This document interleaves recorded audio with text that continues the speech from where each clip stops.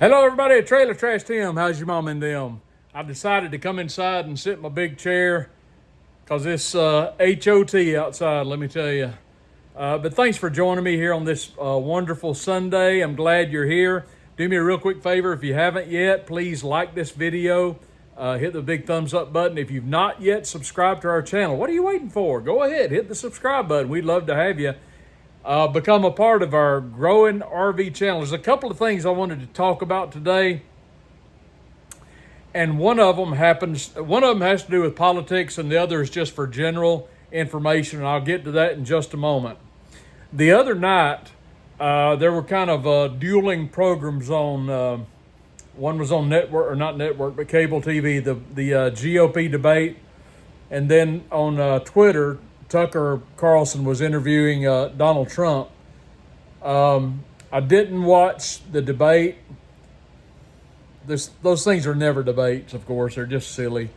They're just 1 minute sound bites or whatever. There's no real debate. It's just fluff. But anyway, I didn't watch the interview with Trump either initially. I did go back and watch it later. I was kind of irked at the debate, and I'll tell you why.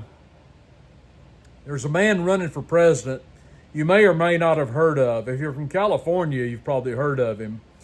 But he's a really bright, articulate individual by the name of Larry Elder. Larry Elder has been a radio talk show host, I believe, in the Bay Area for many, many years. And most recently, he ran for the governorship of California when Newsom got recalled. But when Elder ran, there were so many Republicans running. I don't know, it was like at least 10 or so. And I think the general thinking is that they all kind of canceled each other out, and Newsom got back in there again, Nancy Pelosi's nephew. And California just continues to make horrific political decisions. It's such a shame what's happened to such a beautiful state. But you get what you vote for. My sympathies are just with the people who didn't vote for it, of course, and I know there's a lot of them. Anyway, Larry Elder is a voice of sanity in a state that's going quickly insane. I think he's pretty much a libertarian, but he is a very bright man, and he has some really bold and great ideas. And I think Larry is kind of in the tradition, if you will, of, say, a Ron Paul. And I'm a big Ron Paul fan. I've supported and voted for Congressman Paul when he ran for the presidency. I believe it was in 2012. When he got shafted by the GOP, surprise, surprise, and particularly Mittens Romney, Pierre Delecto at the convention. Well, a similar thing happened to Larry Elder the other night in the debate. The GOP had set the bar at a certain level, and you had to reach this bar to qualify to be in the debate. You had to have so much money, so many people, I guess it's signed on to your campaign or donors or whatever. Larry Elder met that bar, but he was still turned aside and was not allowed to get into the debate with all the other potential losers. And it's a shame because, as I say, Larry Elder is very intelligent, and he is very good with the spoken word. He would have done very well in that format, as poor as that format is. He would have done very well for himself, and would have been a chance for people to see what he is really all about. And it's a shame that the GOP shut the door on a man that was more than qualified to be in the debate. What exacerbates that snub by the GOP is the fact that Larry Elder just happens to be a black man, okay? So here's the GOP shutting the door in the face of a black man, a conservative black man. Isn't that just so typical? And it's not just the GOP, it's most especially the Democratic Party. But folks, I'm telling you, these people have nothing but contempt for those of us who are not part of that club. As George Carlin once said, it's a big exclusive club and you ain't in it. Those people who dwell inside the Washington Beltway, by and large, have nothing but contempt for those of us who live outside the Beltway, work jobs, take care of our business, pay our taxes, obey the law. They just look down on us. You remember Peter Strzok, he of the FBI, who was tied in with that what's the Hillary thing, the Russiagate, and the phony dossier. And he was caught saying that he was referring to all of us as those, us regular Americans, as those smelly Walmart people. It's just outrageous, the contempt that he had for us. But that's not just him. It's widespread in Washington, with rare exception, regardless of party. Of course, it's a uni-party anyway. They all take care of each other. They just have contempt for those of us who are normal people just going about our lives trying to play by the rules and do what's right. RFK Jr.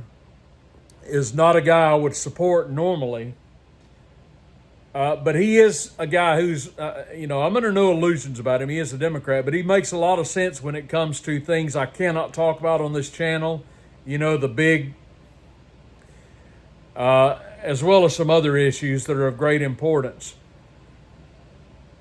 But RFK Jr. has no chance. The Democrats will never give him a forum to voice his platform. He'll never be allowed at the convention, at least in a speaking role. That's never going to happen. Isn't it a shame how the mainstream media was all over Trump because he refused to go to the debate? I didn't hear anybody in the media condemning Biden for refusing to debate RFK Jr. Why is that? But here you have it, the GOP telling Larry Elder, no, you can't come into our exclusive club. Sorry, black man, you just stay outside, and they shut the door in his face. Larry Elder is suing them, and good for him. I hope he wins. I hope he brings them to their knees, because it's outrageous what has happened. It's just absolutely disgraceful. So they've done to Larry Elder the same thing that they did to Ron Paul back in 2012. All right, I want to move on to something else real quick. I had a subscriber say to me in the comments one time, would you please do a show where you compare Georgia to Alabama? I said, yeah, I can do that. So I want to take a few minutes just to do that. I'm living, of course, as you know, in Alabama. I'm from Georgia. I've been in Alabama since about 2006. So I've been here quite a while. So I want to talk about real quickly the differences in the two states. They're very similar. They're next door neighbors. They're deep south. The similarities are we have about the same kind of weather. We have about the same type of governments, about the same sort of taxation.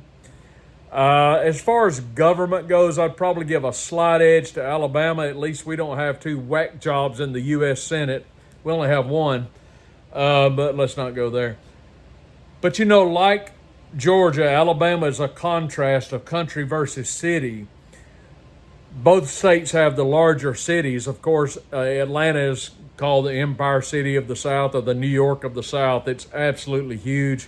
I think it's got over 6 million people now. But Atlanta is governed generally most differently from the rest of the state. There's a lot more sanity in the rest of the state of Georgia. Atlanta is just the home of the lunatics, the home of the liberals. It's a poorly run city, much like Birmingham is a poorly run city. As you've seen in the news regarding Atlanta here lately with Mrs. Butterworth and her indictments of Trump. Both cities are crime-ridden, but there are nice cities in both states. Huntsville, Alabama is a nice city, and there are nice cities in Georgia as well. But they're fairly the same as far as the difference in the cities and the countries. Alabama has better beaches. I would say Georgia has better mountains. They're both in the Appalachian chain. The Alabama beaches are Gulf Shores and Orange Beach, and they're right on the Gulf where the water is nice and emerald green and clear. and the sand is not crystal, it's sugar white. It looks like sugar.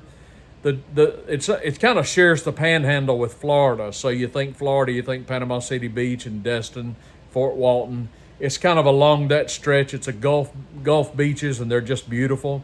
The Georgia beaches down around Savannah, like Tybee Island, they're Atlantic beaches. They're not nearly as nice, but Savannah is a really nice city for tourism. I highly recommend you go and visit Savannah sometime. It's a great town. How about tourism? I'd probably give the edge to Georgia. Probably more things to see in Georgia than there are in Alabama. Cultural diversity, definitely Georgia there. There are more accents, I believe, in Georgia. Of course, you got a big international influx of people in Atlanta, but I think accents in Georgia are different in the South than they are from the North. I get a lot of people talking to me about my accent, but man, if you ever met some of my cousins, they talk like this. I'm not quite that protracted in my enunciation, but we definitely have accents, no doubt about that. I mentioned our weather, that's similar. And the last thing I want to mention is sports. Oh boy. Alabama has no professional sports unless you count NASCAR as a professional sport. I guess that is. But Atlanta has the Braves, the Hawks, and the Falcons. And they have professional soccer, and they have minor league sports as well. Birmingham and Huntsville and I think Montgomery and maybe Mobile have minor league baseball teams. But then you come to collegiate sports. And, of course, Alabama has their big schools are Alabama, the Crimson Tide, and Auburn, the Tigers, or War Eagle. They can't decide who their mascot is. And, of course, Georgia has several schools. They have Georgia Tech, the Yellow Jackets, and, of course, the University of Georgia. And my beloved Georgia Bulldog, I can't believe I'm not wearing my Bulldog hat, the beloved two-time defending national champions in college football, the Georgia Bulldogs, who dethroned those pesky Crimson Tide from Tuscaloosa. So I'd give the edge in sports to Georgia, particularly in college football. And let me tell you, if you want to tick off a Bama fan, you can just remind them they ain't the champs no more. Georgia's the champ. College football is sacred in Alabama, believe me, especially among those two schools who are constantly at war with each other. But we're the champs. Georgia's the champs. So there you have it, my friend. You wanted that? There you go. That's what's on top of my mind here as far as the differences in Georgia and Alabama. They're both pretty good states, though, but my heart's always in the Peach State. Let me be honest about that. Hey, give me your comments down below about what I talked about today. I'd love to hear from you. I hope all of you are doing well. I hope you're staying cool on this Sunday afternoon. Thanks so much for joining me. I really appreciate it. And I will see you all tomorrow. Trailer Trash Tim. Everybody take care, and I'll see you then. Bye-bye now.